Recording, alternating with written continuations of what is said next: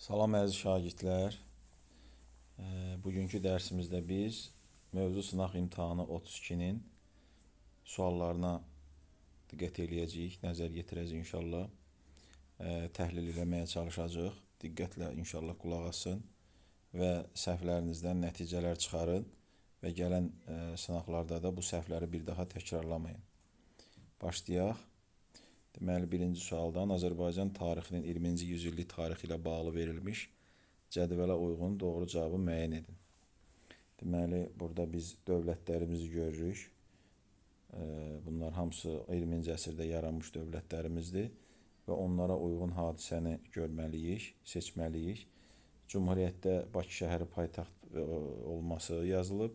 Azərbaycan Respublikasında Şuşanın erməni işğalından azad edilməsi, ikinci Qarabağ müharibəsi dövründə, yəni ki, 2020-ci ildə Azərbaycan SSR-ə aid ifadə buraxılıb, onu tapmalıyıq. Azərbaycan ərazisində ilk dəfə Respublika idarəsinin tətbiq edilməsi bu Cumhuriyyətə aiddir. Qərbi Zəngəzurun Azərbaycandan alınması, bəli, doğru cavab budur.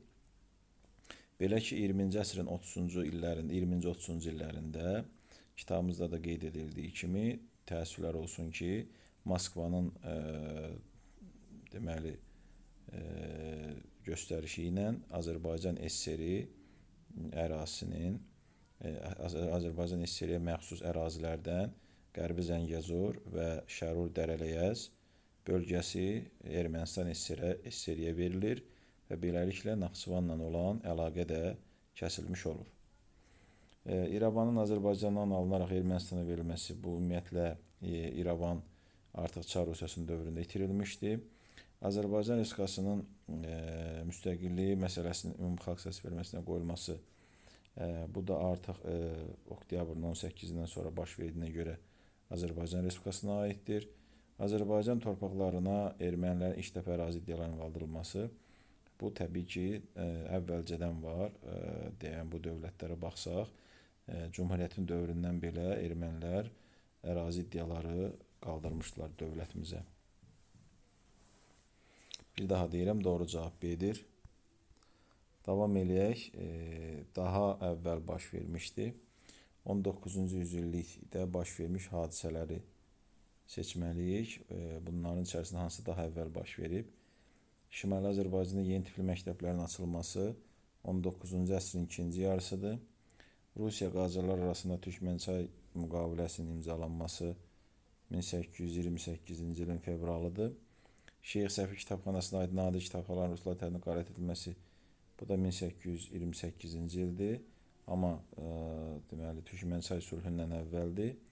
Naxçıvan xanlığının işğalı 1827-ci ildir. Azərbaycanın qərb torpaqlarına hesabına erməni vilayətin yaradılması, bu bilirik ki, Türkmənçaydan sonra baş verib. Amma bu da 1828-ci ildir. Ona görə burada hansı daha əvvəl baş verib? Təbii ki, D cavabı doğru cavabdır. Davam edirik. Üçüncü sual. Hadisələrdən neçəsi Gəncə xanlığının Rusiya tərəfindən işğalından sonraki dövrə baş vermişdi? Bilirik ki, Gəncə xanlığı Qarabağ xanlığının Kürəkçay müqaviləsi imzalamasından əvvəl və Rus-Qacar müharibəsi başlamadan əvvəl olub. Yəni, bizim indiki kitabda olmasa da, biz onu 1805-ci il kimi Qarabağı götürsək, deməli 1805-dən sonrakıları nəzərdə tutur. Yəni ki, başqa və yaxud da məntiqlə belə də tapa bilərik ki, məsələn, Carbalakənin işğalı Gəncədən əvvəldir. Bunu çıxırıq. Gəncə şəhərinin bir müddət Rus işğalından azad edilməsi, bu 1-ci Rus-Qacar müharibəsi dövründə olub. Ona görə də bunu götürə bilərik. 1. Sonra Kürəkçay müqaviləsi imzalanması, bu da 1805, bilirik ki, Gəncənin işğalından sonra olub. Bunu götürmək olar. Gülüstan sülhünün imzalanması, bu da 1813, əlbəttə ki, bu da sonra olub. Şuşa qalasının Qarabağ xanlığı mərkəzindən çevrilməsi 1752-ci ildir. Bunu da çıxırıq. Deməli, ikisini çıxırıq. İkisi Gəncənin işğalından əvvəl olub. Üç hadisə isə Gəncə xanlığının işğalından sonra baş vermiş hadisədir. Ona görə A cavabı doğru cavabdır. Dördüncü suala baxırıq. Dövlətlər yenə və hadisələr. Azərbaycan tarixi 16-cı əsr tarixi ilə bağlı verilmiş hadisələr. deməli Şirvanşahlar əsasən Kür çayından şimaldakı torpaqları əhatə etməsi, Ağqoyunlu qızılbaşlar üzərində hücum təşkil edilməsi, doğru, və Səfəvilərə aid deməli Səfəvi dövlətini nəzərdə tutur. Bax, burada diqqətli olmalıyıq. Çünki Səfəvi sadəcə Səfəvi yox, dövlət olmalıdır. Ona aid tapmalıyıq. Ağqoyunlu qoşunu məğlub edib Təbriz şəhərinə keçməz. Bax, bunu götürmək olmaz. Çünki bu zaman Səfəvi hələ dövlət deyil idi. Ola bilsin ki, çox şagirdlərimiz bunu götürüb, amma bu zaman hələ İsmail Şah olmamışdı. Ona görə olmaz. Davam eləyək. Şimalda Şirvanşahlar dövlət həmsərhəd olmadı. Doğru cavab budur, bəli. Bir müddət Şirvanşahlardan bilirsiniz ki, Səfəvilər dövlət həmsərhəd olub. Öncə onu Asala salıb, sonra onu süquta uğradıb Təhmasibin dövründə. Ona görə də bir müddət Şirvanşahlardan həmsərhəd olub. Çaldıran döyüşündə Osmanlı qoşunun məğlub edilməsi xeyr. Osmanlılar qalib gəlib. Zəifləyərək süquta uğraması mümkün deyil. 18-ci əsrdə süqut edib. Burada bizdə 16-cı əsr soruşur. Ərdəbil şəhərinin Səfəvi şeyxləri tərəfindən idarə edilməyə başlaması da olmaz. Çünki bu 13-cü əsrdir. Gəlirik 5-ci suala. Kəsişmə nöqtələrini düzgün tapmaq lazımdır. Tehran Qacarların paytaxtıdırmı? Bəli. Məşhəd Əfşarların paytaxtıdırmı? 3. Bəli. Və Səfəvilərin paytaxtı öncə ilk paytaxtı Təbriz olubmu? Bəli. 1, 2, 3. Yəni, burada cavab A-dır. 6-cı suala baxırıq. Daha sonra olmuşdu. Deməli, Azərbaycan dilinin vahid ünsiyyət dilinə çevrilməsi bu 11-12-ci əsrdir. Ərəb-Xəzər müharibələrinin başlaması bu 7-ci əsrdir.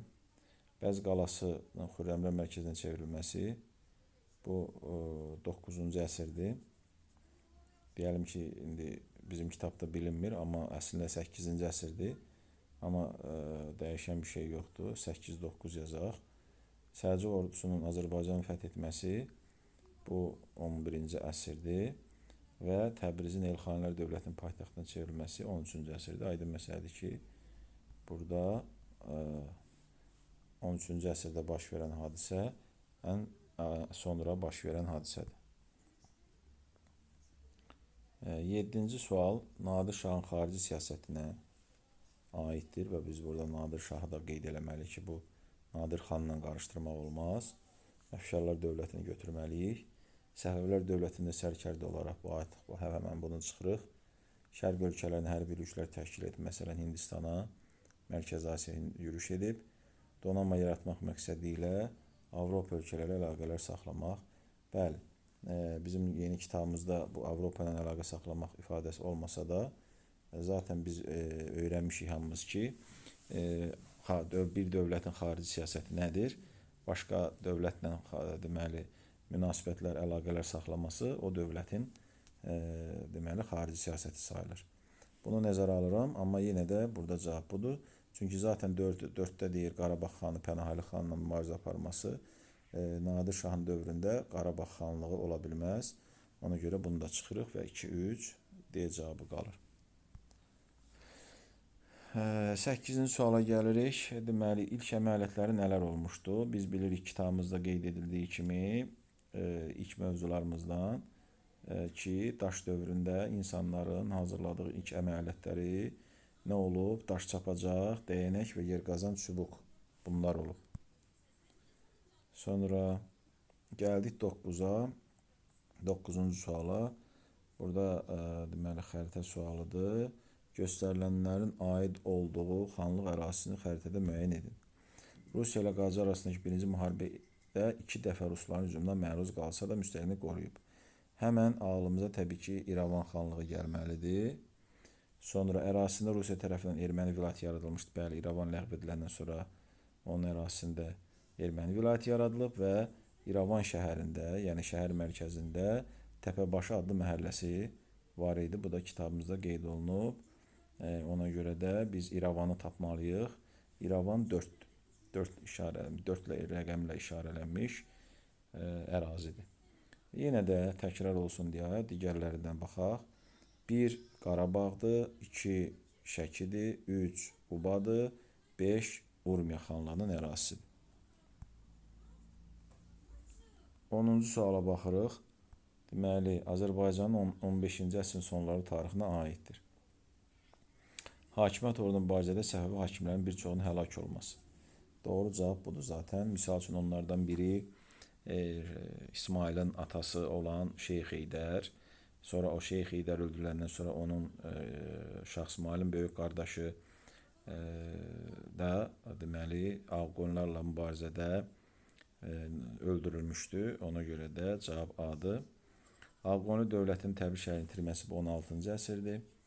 Kürdən şimalda yerləşən torpaqlarda Şirvanşahlar dövləti meydana gəlməsi bu deməli 9-cu əsrdə yaranıb. Güclü və vahid dövlətin yaranması, vahid dövlətimiz 15-ci əsrdə yoxdur. Kürdən cənubdakı ərazilərdə Baharlı dövləti bu da ola bilməz. Çünki Baharlı dövləti artıq süqut eləmişdi. Və gedirik artıq 11-ci suala keçirik. Doğru fikri müəyyən edin. Sara Xatunun Osmanlı dövlətinin hökmdarı Sultan II. Mehmedlə danışıqlar aparmaqda məqsədi idi. Avropa dövlətlərinə qarşı ittifaq yaratmaq qətiyyən belə bir şey yox idi. Bu danışıqlarda məqsəd iki türk dövlət arasında mübahisələrə son qoymaq, mübarizəyə son qoymaq və yaxud da müharibənin qarşısını almaq. Bir müddət qarşısını ala bilsə də, təəssüf ki, bu iki türk dövləti bir-birindən uzun müddət savaşmalı oldu. Ağqoyunlu Həsən Paşanın odlu silah satışını silah sata bilməz Ağqoyunlular. Deməli, Ağqoyunlu Həsən Paşa ancaq Avropadan silah ala bilər. Ağqoyunlu dövlətin zəifləməsi nəticəsində Səfəvi hakimləri Azərbaycan orada mübarizəyə başladı. Deməli,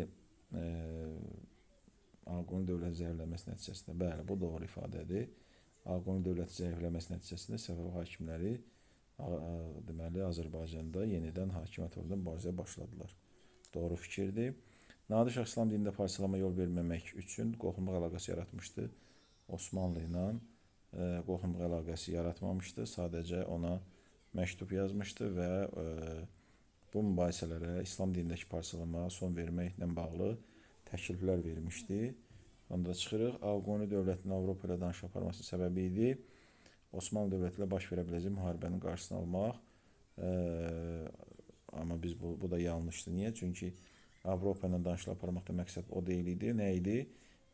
Baş verən müharibələr zamanı Avropa ölkələrinin yardımından istifadə etmək, Avropa isə iki türk dövlətini bir-birinə savaşdırmaq istəyirdi. Ona görə də bu da səhvdir. 12-ci suala gəlirik. Albaniya dövləti orta əsrlərdə diqqətli olmalıyıq. Dərbənd səddi inşa edilmişdi. Ərəb xilafəti ilə mübarizə aparılıb. Üçüncü ifadəni biz tapmalıyıq. Roma ola bilməz. Roma eradan əvvəl yürüş eləyib Albaniyaya. Paytaxtın Kür-Varaç arasında ərazilərdə yerləşməsi. Bəli, doğru cavab budur. Söhbət Bərdədən gedir. Bərdə Kür-Varaç arasında yerləşir və 5-ci əsrdə Bərdə paytaxta çevrildiyinə görə Albaniyanın bunu götürmək olar. Qəbələ şəhərinin paytaxta çevrilməsi bu eradan əvvəl 4-cü əsrdir. Orta əsr olmaz. Ərazisində Urmiya gölü olmaz. Göyçə göl olub ərazisində. 3-cü, 4-cü əsrlərdə meydana gəlməyib. Eradan əvvəl 3-cü, 4-cü əsrdə yaranıb. Burada da diqqətli olmalıyıq.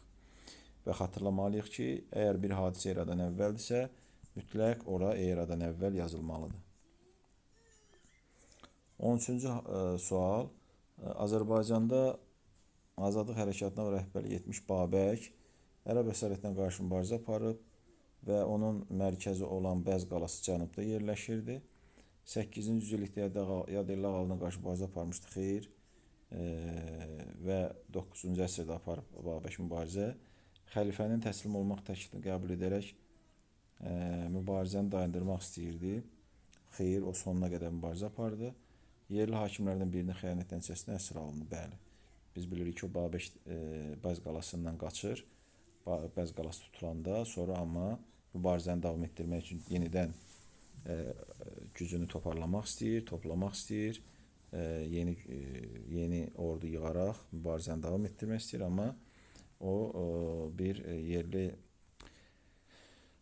deməli əyanlardan biri tərəfindən xəyanət nəticəsində əsir alınır, sonra nədir onun adı? Afşinə təslim edilir, sonra da Afşin onu xəlifəyə aparır, təslim edir və sonra da onu edam edirlər. Digər ifadələr də Babəkə aid deyil. Azərbaycan Respublikası 20-ci əsrin sonları və Azərbaycan Respublikası olmalıdır. Nizami Gəncəvinin 880 illik yubileyi 2021-ci ildir deyə 21-ci əsrdir. Üzeyir Hacıbəylin yubileyi 1985-ə təsadüf edir. Bu o deməkdir ki, Azərbaycan Respublikası hələ yoxdur, Azərbaycan SSR-yə aiddir. Azərbaycan marşı adlı əsərin dövlət himni kimi təsdiq edilməsi 1992-ci il mayın 27-sidir. Bəli, bu məhz elə burada cavab olacaq. Meydan hərəkatı 1988-də başlayıb, dolayısıyla bu da olmaz və Nəsrəddin Tusinin 800 illik yubileyi 2001-ci ilə təsadüf edir, çünki o 1201-ci ildə anadan olub. Bu da artıq 21-ci əsr olduğuna görə olmaz. Ona görə bir daha deyirəm, doğru cavab C-dir. 15-ci suala baxırıq. Deməli, şəhərlərlə bağlı suallardır. Təbriz, Bərdə, Ərdəbil. Təbrizin 7-ci əsr, Bərdənin 10-cu əsr və Ərdəbilin 13-cü əsr oxşarlığı nədir? 7-ci əsrdə Təbriz ərəblərin, 10-cu əsrdə Bərdə slavyanların, 13-cü əsrdə də Ərdəbil deməli Monqolların hücumuna məruz qaldığına görə bu üçü də nə sayılır? Yad illi sayılır. Ona görə də üçündə də oxşarlıq nədir? Yad illərin hücumuna məruz qalmaq. 16-cı sual, slavyanların Bərdəyə yürüşü zamanı Ərəb xəlifəsinin göndərdiyi Canişin sarayı Bərdədə yerləşirdi. Yerləşə bilməz, çünki bu hadisə 10-cu əsrdə baş verib, 944. Bu deməkdir ki, Ərəb xilafətinin tərkibindən artıq çıxmışıq 9-cu əsrdə. Azərbaycan ərazisində müstəqil dövlət mövcudu idi. Bəli, doğru cavab budur. Misal üçün Şirvanşahlar mövcudu idi 10-cu əsrdə. Digər cavablara da baxaq. Azərbaycan Ərəb xilafətinin tərkibində deyil idi. 10-cu əsrdə Azərbaycanda Ərəb əsarətinə qarşı xürrəm hərəkatı artıq çoxdan yatırılmışdı. Bərdə Albaniyanın paytaxtı ola bilməz, çünki Albaniya 8-ci əsrdə artıq süqut eləyib. Burada da söhbət 10-cu əsrdən gedir. 17-ci sual, 18-ci əsrin 30-50-ci illəri Azərbaycan tarixinə aid deyil. Qarabağ xanlığının mərkəzi Şuşa qalası olması aiddir. 1752-ci ildən sonra bilirik ki, mərkəz Şuşa qalası olub. Əfşarlar dövləti süquta uğraması 1736-cı ildə yaranıbsa, artıq 50-ci illərdə Qarabağ xanlığından bəhs edilirsə, deməli 30-50 arasında Əfşarlar süqut eləyib. Bilənlər də bilir ki, Əfşarlar 1747-ci ildə süqut eləyib. Ona görə buna da çıxırıq. Aiddir. Səfəvilər dövlətinin ilk dəfə Osmanlılara hərbi toqquşmasının baş verməsi biri budur. Bu 1514-cü il Çaldıran döyüş olduğuna görə təbii ki, bunu götürə bilərik. Rusiya tərəfindən Azərbaycan şimal xanlıqlarının varlığına son qoyulması bu hadisə də deməli aid deyil. Çünki bu 19-cu əsrin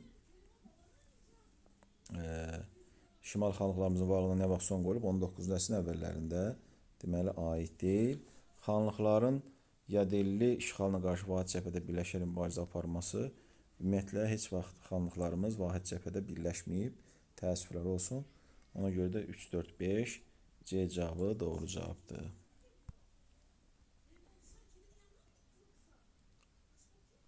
Mətn sualına gəlirik. 18-ci sual.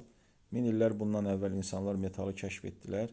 Mis qədim insanın tanıdığı iş metal idi. Metal emalının kəşfi daha mükəmməl əmək və ya ov alətlərin meydana gəlməsinə səbəb oldu.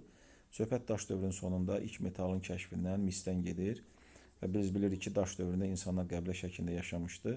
Ona görə də misin kəşf edilməsi və metal emalı məsələsi də metalın emalı ilə məşğul olmaq insanların bir məşğuliyyət sahəsi sayılır. Yenə də ona görə də burada cavab B olmalıdır. Qəbilə şəklində yaşamış insanların məşğuliyyətindən bəhs olunur yuxarıdakı mətndə. Digər cavablara baxaq. Daş dövrünün ilk mərhələsində mis yox idi. Təbii ki, qədim insanlar Tunc dövründə artıq gecdir. Tunc dövründə tuncu əldə etməyi öyrənirlər. Çünki metalın kəşfi tuncla başlamır. Metalın kəşfi mislə başlayır. Ovçuluğun meydana gəlməsi tarixindən bəhs eləmir. Aydın məsələdir ki, ilk əmək və övladlarının yaranmasından da bəhs etmir. 19-cu suala baxırıq. Deməli, hadisə nəticə əlaqələrin doğru verildiyi cavabı müəyyən edin. İranzun Urartu ilə ittifaqa girməsi, İranzu Urartu ilə yox, Aşurla ittifaqa girib, bu səhvdir. İkinci Kirin Azərbaycan torpağına işğalçı yürüşləri Tomrisin başçılıq etdiyi ordu tərəfindən məğlub edilməsi doğrudur. Albaniyada sənətkarlığın yaxşı inkişaf etməsi nəticəsində Qəbələdə qədim dövrə saxsı qablar hazırlanırdı mı? Bəli. Roma dövlətinin Atropatena üzərinə hücum etməsi nəticəsində Azərbaycanın şimal əraziləri tamamilə Roma işğal altına düşə bilməz. Çünki Atropatena cənubda yerləşir. Bu da yanlışdır. 2-3.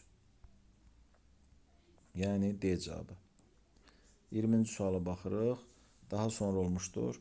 Azərbaycan Xalq Cümhuriyyətinin Bakını azad etməsi, deməli 1918-ci ilin sentyabrın 15-i, sonra Nazirlər Şurasının fəaliyyətə başlaması, o da 1918 mayın 28-i Tiflisdə başlayır fəaliyyətə. Bakıda Xalq Cümhuriyyət Parlamenti fəaliyyətə başlaması, bundan ötürü Bakı azad olunmalıdır. Yəni sentyabrdan sonra olmalıdır. Birinci Dünya Müharibəsinin başlaması 1914. Azərbaycan Xalq Cümhuriyyətinin Osmanlı Dövləti saziş bağlaması, o da 1918 Tiflisdə fəaliyyət göstərən zaman. Dolayısıyla burada sonra olan hadisə Bakıda Xalq Cümhuriyyətinin parlamentinin fəaliyyətə başlaması olmalıdır. 21-ci sual Nəsibə Yusifbəyliyə aiddir. İkinci Dünya Müharibəsinin iştirakçısı deyil. Sovet hökumətini qurmayıb təbii ki. Çar Rusiyasının generalı ola bilməz. Birinci Dünya Müharibəsi qəhrəmanlarından qətiyyən ola bilməz. Dövlətçilik ənənələrimizin bərpasında yaxından iştirak edib. Bəli. Cumhuriyyətimizin qurucularından biri də Nəsibə Yusifbəylidir və bir müddət bilirsiniz ki, Nazirlər Şurasının sədri olub. Gəldik açıq suallara. 22-ci sual Səfəvilər dövlətinin 16-cı əsr tarixinə aiddir. Azərbaycan torpaqlarının böyük bir hissəsinin vahid dövlət halına birləşdirilməsi. Bəli. Qızılbaşların Osmanlılar ilk döyüşlərin baş verməsi. Çaldıran döyüşü. O da doğru. Ağqoyunlu dövlətinin paytaxtına ələ keçirilməsi yanlış. Niyə? Çünki Səfəvilər dövləti deyir. Bir daha xatırlayırıq ki, Ağqoyunlunun paytaxtı Təbriz tutulanda Səfəvilər hələ ki dövlət deyil idi. Təbriz tutulandan sonra İsmail Şah titulunu götürdüyünə görə dövlət ondan sonra deyə bilərik. Deməli, Çar Rusiyasına qarşı mübarizə aparmaq bu 18-ci əsrdir. Bizdə burada 16-cı əsr soruşur. Avropa dövlətləri ilə əlaqələrin yaranması da əlbəttə ki, götürə bilərik. 1, 2, 5 doğru cavabdır. 23-cü sual. Memarlıq abidələrinin tikilmə ardıcıllığını müəyyən edin. Deməli, burada baxırıq Sərdar Sarayı. Bu 18-ci əsr İrəvan xanlığına aiddir. Ərk qalası Elxanilər dövləti dövrünə aiddir, 14-cü əsr Təbrizdə. Göy məscid 15-ci əsr Qaraqoyunlara aiddir Təbrizdə. Yusif ibn Küseyir türbəsi Eldənclərə aiddir 12-ci əsr Naxçıvanda. Pəri qalası da Albaniya dövlətinə aiddir. Dolayısıyla bu 8-ci əsrə qədər inşa edilib. Ən azından və ona görə də biz burada birinci Pəri qalasından başlamalıyıq. Sonra 4, Yusif ibn Küseyir, 4, 2, 3 və 1. Bu şəkildə olmalıdır. Gəldi 24-cü suala. 2-ci Dünya Müharibəsi illərində Azərbaycanda baş vermişdi. 2-ci Dünya Müharibəsi illəri 1939 və 45-ci il nəzərdə tutur və elə hadisələri götürməliyik ki, Azərbaycanda olsun. Əhmədiyyə Cəbrayılov Fransada qəhrəmanlıq göstərməsi müharibə illəri olsa da Azərbaycanda olmayıb. Həzəslanovun fəaliyyəti də Azərbaycanda olmayıb. Bakının döyüşən ordunun əsas yanacaq bazasına çevrilməsi bu doğrudur. Uzaq Sahilə filmi müharibədən sonra çəkilib. Ön cəbhə üçün silah və sursatın istehsal edilməsi də Bakıda kütləvi şəkildə həyata keçirildiyinə görə müharibə illərində 3 və 5 doğru cavab olur. 25-ci sual, sonuncu sualımız uyğunluq sualıdır. Ənənəvi olaraq 20-ci əsrin 40-cı 50-ci illərində, deməli 20-ci əsrin 40-cı 50-ci illərində Xocavənd rayonu ərazisində qazıntı işlərinin aparılması söhbət Azıq mağarasındakı qazıntı işlərindən gedir. O bilirik ki, 60-cı illərdə olub. Ona görə də 2-yə götürürük 60-70-ci illər hadisəsinə. İkinci Dünya müharibəsinin başa çatmasını birə götürürük. Azərbaycanda Sovet hakimiyyətinin qurulması 1920-ci illərdir, ona görə olmaz. Qarabağ müharibəsinin başlanması, o da 1980-ci illərin sonu, 90-cı illərin əvvəlləri kimi götürmək olar. Ona görə bu da olmaz. Bunlara çıxırıq və ona görə 1 olur B, 2 də olur A. Belə əziz şagirdlər, bu dərsimiz də başa çatdı. İnşallah növbəti sınağımızda, sınaq 33-də görüşənə qədər inşallah ya 6-cı günü ya da bazar günü demək sınaq 33 paylaşılacaq. İnşallah çalışın onu da işləyəsiniz. Uğurlar arzu edirəm hər birinizə. Yeni ildə hər birinizdən yaxşı nəticələr gözləyirik. Allah əmanət olun, sağ olun, salamat qalın.